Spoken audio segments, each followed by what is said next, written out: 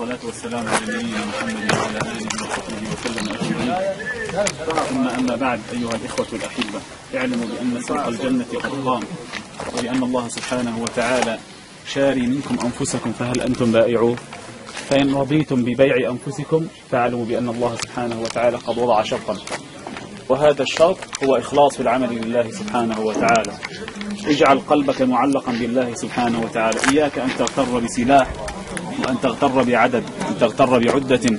إياك أن تظن النصر من أي شيء، إنما النصر من عند الله سبحانه وتعالى.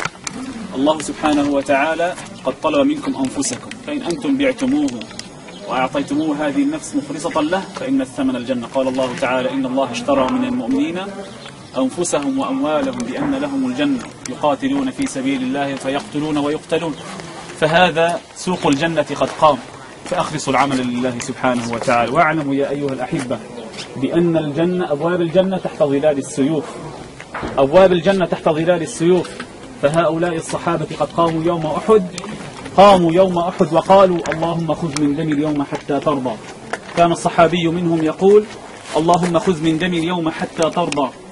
فأخلصوا أعمالكم وعلقوها بالله سبحانه وتعالى، وأكثروا من الاستغفار.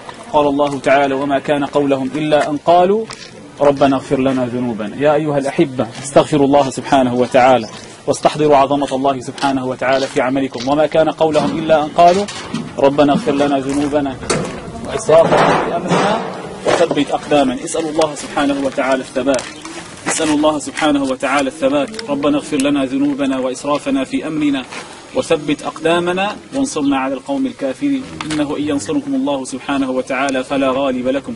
وتذكروا يا أيها الأحبة، أنتم أحفاد خالد وأحفاد صلاح الدين، وهؤلاء الكفرة الملحدون الزنادقة إن شاء الله رب العالمين سنضرب برقابهم وسنقوم إن شاء الله رب العالمين بدك محاصنهم وعقولهم. أسأل الله سبحانه وتعالى إن توفى أحدا منا أن يجعلنا في الشهداء، أن يجعله في الشهداء، وأن يجعله الله سبحانه وتعالى في أعلى عليين. ومن أبقاه منا فيتقبل الله سبحانه وتعالى منه جهادا، إنه على ما يشاء قدير. وصلى الله على نبينا محمد وعلى آله وصحبه وسلم أجمعين. الحمد لله رب العالمين. أكثر يا أخوان الآن في الساعات هذه من الاستغفار.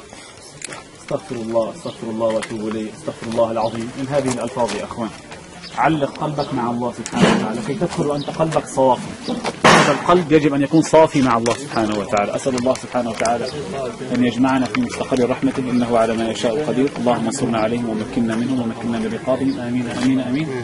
صلى الله على نبينا محمد وعلى آله وصحبه وسلم أجمعين. تكبير. الله أكبر الله أكبر الله أكبر الله أكبر.